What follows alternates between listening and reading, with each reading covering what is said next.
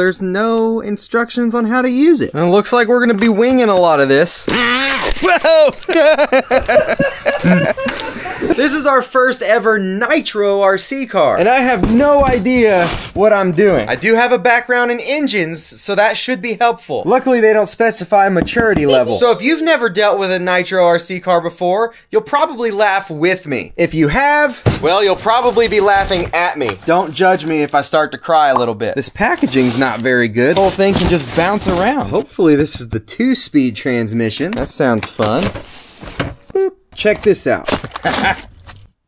Scissors in a can. If you want to buy some of this, you can't. It's magical. That's a big old spur gear. It's plastic. Yeah, there's only one gear there, so I guess it's just the 1-speed. Whoa, that's a big old pinion. Now, this is not a new model car. This has been out quite a while, I think. RTR Hobby sent it out for me to review, I guess to get it back on people's radar. So I've got a link to this along with a 15% coupon if you're interested in one. I assume the clutch is inside that pinion gear assembly. Engine exploded parts diagram. A lot more exploded parts diagrams. While that's helpful, there's no instructions on how to use it. How to start it, what fuel to use. And it looks like we're gonna be winging a lot of this. Looks like that's our brake assembly. We've got a metal rotor and some metal brake friction pads, air filter, fuel tank, oil-filled shocks. Feel rather nice. Looks like this same servo operates the throttle and the brake. First you got your pull starter, an antenna, and I believe there's going to be a battery in this box that powers the servos, and it just takes 4 AA's. She's got some pretty hefty control arms. They do feel like they're somewhat flexible, which will help it survive crashes. These shock towers are really flexible. Shock bodies are plastic with metal caps and metal adjustment rings. Full metal drivetrain, center shafts, metal camber links, and tie rods with plastic end links. Same with the servo link. Servo arm is plastic. We've got a servo saver built in here. Rather beefy looking hinge pins, but the hinge pin brackets are plastic. Mostly hex hardware with a few Phillips screws built in here and there. All countersunk hex on the bottom, metal chassis. Extra plastic bracing from the diff housings down to the chassis itself. Oh, and it's got droop screws, so you can tune and lower that suspension a bit if you like. The muffler-ish exhaust pipe thingy is plastic. I assume they know what they're doing, so I'm sure it won't melt. Just seems like something that would be metal. If nothing else, this video is gonna be interesting. Transmitter's gonna take its own batteries as... Holy crap, that's 8 batteries. This takes 8 AA's. So this car takes 12 AA batteries. That's nuts. Okay, I'm gonna go grab some nitro, trade a kidney for some AA batteries, and we'll try this thing. This could go horribly wrong, but probably not. It'll be fine. All right, hopefully that's enough. I've got an air filter oiler kit from my 2008 rice burner days, 20% nitro, and a friend gave me a couple glow plug igniters. This car comes with literally no instructions on what to do. How to start it, how to stop it, how to break it in, how to service it. It's quite literally exploded parts diagrams and parts lists. I hope that's right. Also got me a fast fill bottle. Are you supposed to shake? Maybe I'll do it gently. Yeah, so I decided to do this without research. I'm not watching any videos on how to nitro or anything like that. I have some knowledge just from what I've seen in the past. Don't worry, I know that if this becomes lost or unplugged or the batteries die, it's gonna run away. I feel like something that's so detrimental, they should have used a better connector. There's no positive lock on it. It's just friction. Yeah, a bit of vibration that could possibly pull apart. I could wrap that in tape, but I'm not going to. And then I spent probably almost 5 minutes trying to get these batteries and these wires tucked away in here to where the lid would close easily. Oh, that box is ridiculous. All right, here we go. Oh yeah, and there's no tuning instructions or nothing. So turn it on. Oh, servo action. Almost clipped my finger off. Throttle, brake. I specifically asked for no help. I don't know what I'm doing. Push on until it clicks. Okay, a little bit of help. Yeah. Ah! Oh, I mean, oops. There we go. Whew. So how do you shut it off? How do you shut it off? Ooh. So there you go. Yeah. All right. harder to hold. That's what she said.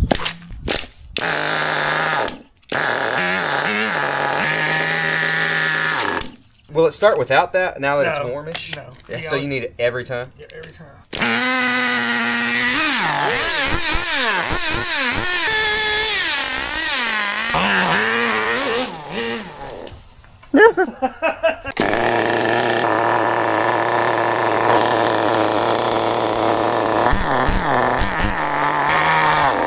Oh. Stalls when I hit the brake. Come in here for a second and look at that. I barely touch the brake at all and it dies. Woo, that's strong. Again, figuring this out without research, maybe adjusting this a little bit will help. Whoa!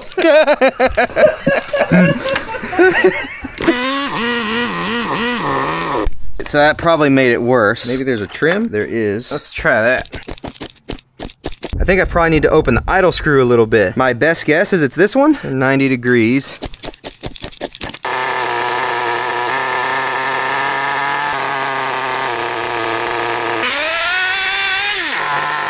All right. I think we got it.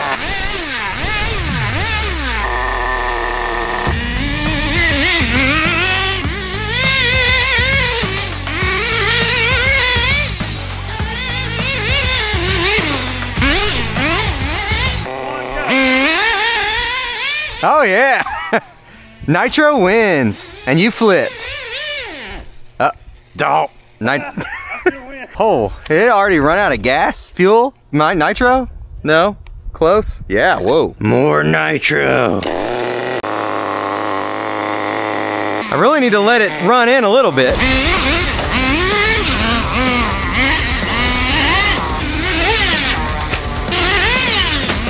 This is running good.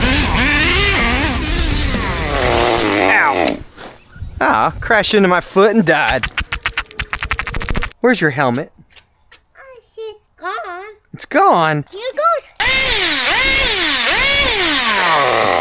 Oh man, why do you do that? Is that heat related? It keeps happening after 3, 4, 5 minutes. Probably should tune it when it's actually warm. But how am I gonna do that if it won't stay running? Let it warm up. This is awesome. I love engines. Doggy! Doggy loves engines too.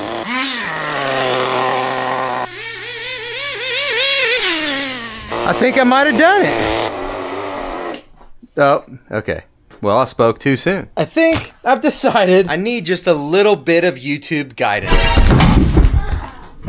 So the next mistake that I think people make is they touch things that don't need to be touched. Well, I screwed that up in all kinds of ways, didn't I? It ran good, it just seems to stall too much, but maybe that's normal. I found what are hopefully the correct default settings from a Reddit chat online.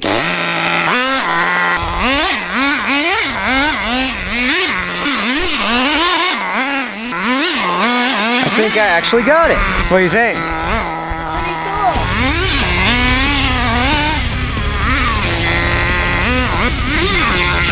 Oh! Boink. Oh! Oh! Whew, she's a thirsty one. It might be rich, I don't know. Nitro Beast Pro, man, you are.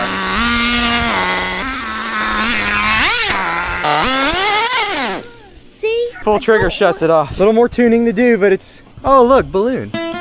All humans love engines. Do you love engines? Yeah.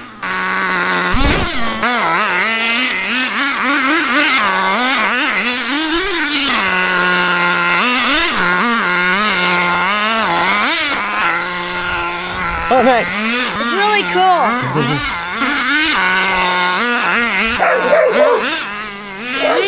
Yeah, it's torquey. It is out of gas. Oh, it's hot. Oh, it's hot everywhere. All right, I'm gonna see if I can find another location. It's not that loud. Wife says she can barely hear it inside. No one's come out screaming yet.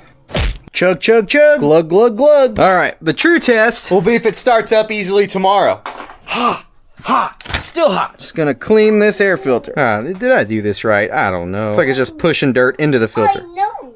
I don't know either. Oh, that looks better. All right, a thing happened. It was having trouble starting, but once it did, this bolt that holds the exhaust pipe on just vibrated all the way out and fell down in there. Now, most internal combustion engines, they're just a big old vacuum pump, and that vacuum sucks the fuel in. However, this, while maybe also vacuum assisted, seems more like it's back pressure assisted. That's what this tube coming off the exhaust is. It pushes pressure into the tank to push gasoline, to push nitro into the carburetor. Well, if this exhaust pipe is loose, there's not going to be very much back pressure in here because so much of it can escape right there. Well, during the course of that phenomenon, it also destroyed the exhaust gasket. That also explains this oily mess down here. I worked on stuff like this, and this, and this, and this full time for a few years. So that's why I know a little bit about engine tuning and why I keep saying gasoline. I've got an old Briggs & Stratton gasket laying around I might be able to use.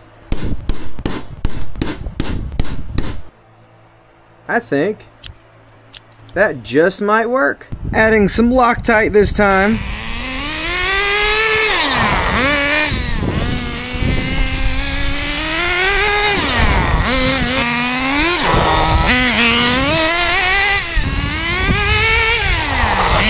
Whoa!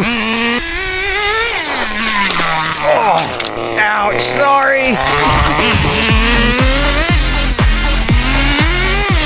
Oh! I'm sure it's not tuned perfectly, but it is running pretty well.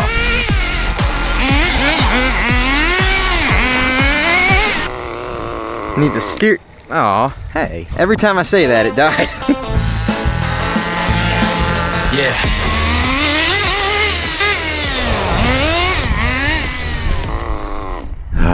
There's a perfect balance to this tuning somewhere, and it's a bugger to find.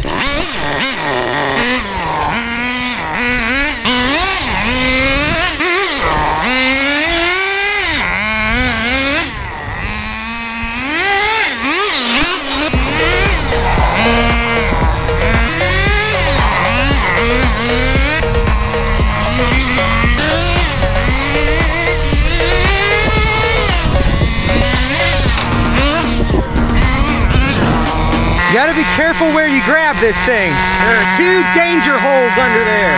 All of a sudden my idle is like so high. Ow!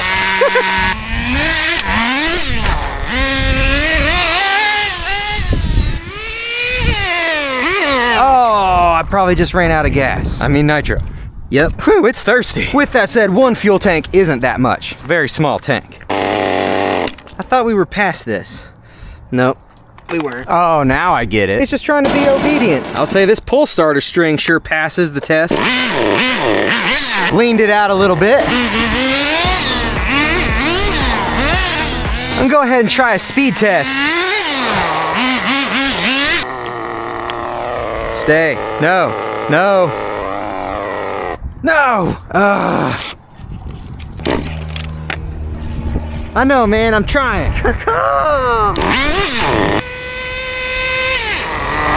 Yeah, easy full throttle. Oh, this is considered a budget car, but this is completely a me mistake. Just, you know, it's not tuned right. I forgot to hit track start. So, oh, never mind. What? No, that's from the last test. Silly. It's not 48 miles an hour. I'll stay over here and do it this way. Nope, nope, nope, nope. I'm not gonna let you do it. Steering trim a little bit more. Those brakes are awesome. I'm full throttle right there.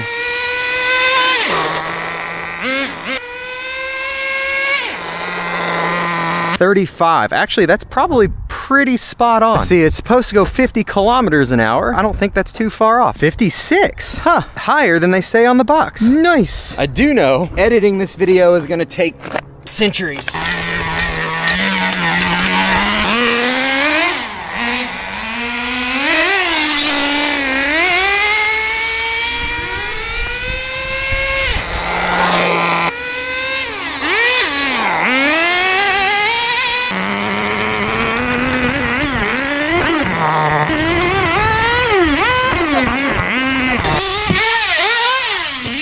Oh, yeah.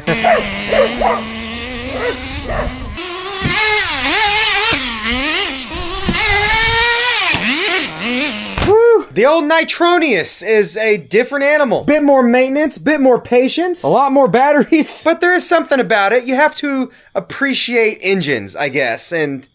well, I do. This is absolutely not gonna be for everyone. Now, I'll say it doesn't really use that much fuel. 1 quart lasted, well, the entire video, and there's still that much left. And there's still a few micro liquidlians left in the tank. We did not have any runaways, no real issues except all the stalling and starting problems. In the beginning, that was actually because this igniter was faulty. So far, seems to be rather durable. There's no issues at all. The chassis is straight.